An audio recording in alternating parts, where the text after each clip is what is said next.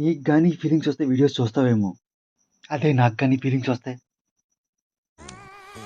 Videos చేస్తా. అంటే yes